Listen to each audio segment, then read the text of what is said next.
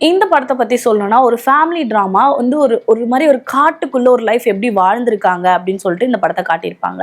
So படத்தோட பேர் என்ன அப்படின்னு கேட்டிங்கன்னா ட்ரெயின் ட்ரீம். இந்த படத்துல ஹீரோ இருப்பாரு. ஹீரோ வந்து ரொம்ப அப்பா அம்மா இல்லாம ரொம்பவே கஷ்டப்பட்டு வளர்ந்துருப்பாரு.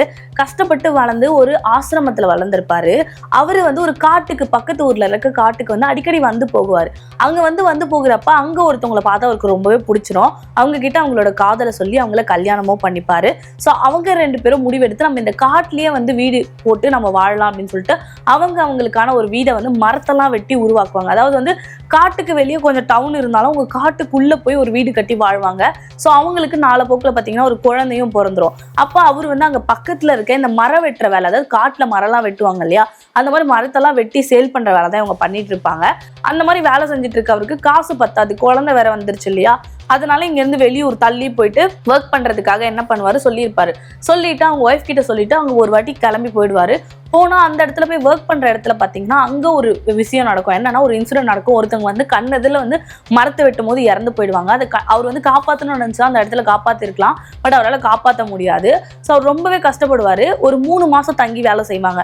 மறுபடியும் அவங்க குழந்தைய வந்து பார்க்க வர்றாரு. அந்த குழந்தைக்கு வந்து ஒரு 6 மாதம் அந்த மாதிரி அந்த குழந்தை வந்து பிறந்த குழந்தை எழுந்து நடக்க ஆரம்பிச்சிடும். அது வந்து ஒரு ஷாக்காக இருக்கும். அப்போ வந்து ஒரு ஃபீல் பண்ணுவார். அவங்க ஒய்ஃப் கிட்ட சொல்லுவார், நான் வந்து இப்படியே போயிட்டு வந்தேன்னா நம்ம குழந்தையோட இளமை வயதை வந்து என்னால் பார்க்க முடியாதுன்னு கஷ்டமாக இருக்குது அப்படின்ற மாதிரி சொல்லுவார்.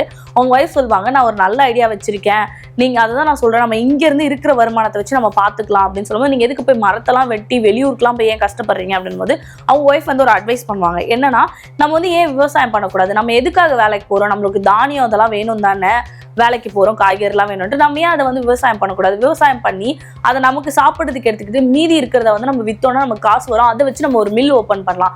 மில்னா ரைஸ் மில் கிடையாது, அதாவது அந்த ஊரில் வந்து பார்த்திங்கன்னா மரக்கட்டைகளெல்லாம் வந்து வியாபாரம் பண்ணுற ஒரு விஷயம், அதை வந்து மில் மாதிரி ஓப்பன் பண்ணலாம், அதில் நம்ம சந்தோஷமாக இருக்கலாம், நீங்கள் எதுக்கு வெளியூர் போகிறீங்க அப்படின்ற மாதிரி அந்த ஹீரோயின் சொல்லியிருப்பாங்க.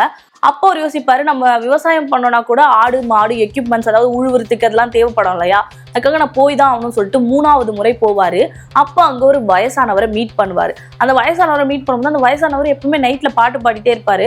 அதை கேட்டுக்கிட்டே வந்து ஹீரோ வந்து தூங்கிடுவார்.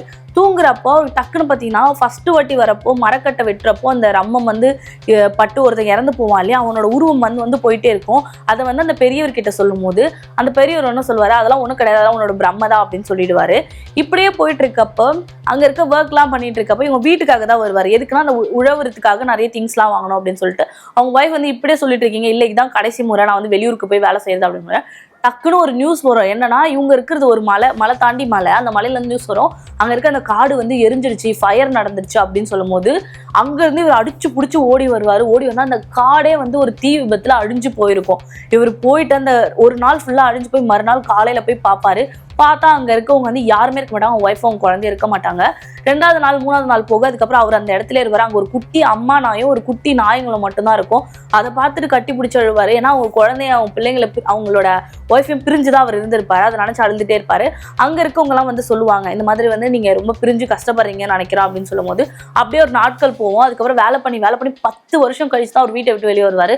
வெளியே வந்து அவர்கிட்ட இருக்க காசை வச்சு ஒரு குதிரை வண்டி வாங்கிட்டு பக்கத்தில் இருக்க ஊருக்குலாம் டிரான்ஸ்போர்ட்டேஷன் பண்ணிட்டு இருப்பாரு. அப்படி இருக்கிறப்போ ஒருத்தவங்களை மீட் பண்ண வர அவங்க நர்ஸ், அவங்க வந்து எல்லாத்தையும் சொல்லிட்டு இருப்பாங்க. அவங்க வந்து ஞாபக மறதி ஆகிட்டு இருப்பாங்க.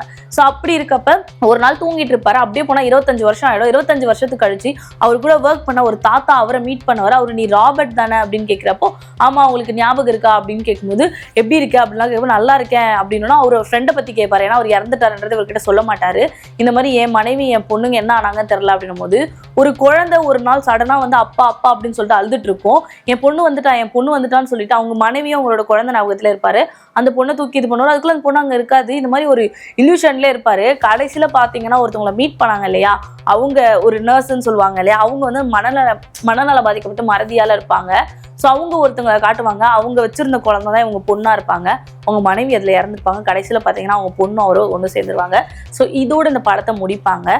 ஸோ இந்த மாதிரியான படம்லாம் பார்க்கணும்னு நினச்சிங்கன்னா மறக்காமல் நம்ம சினி கார்னரை சப்ஸ்கிரைப் பண்ணிடுங்க.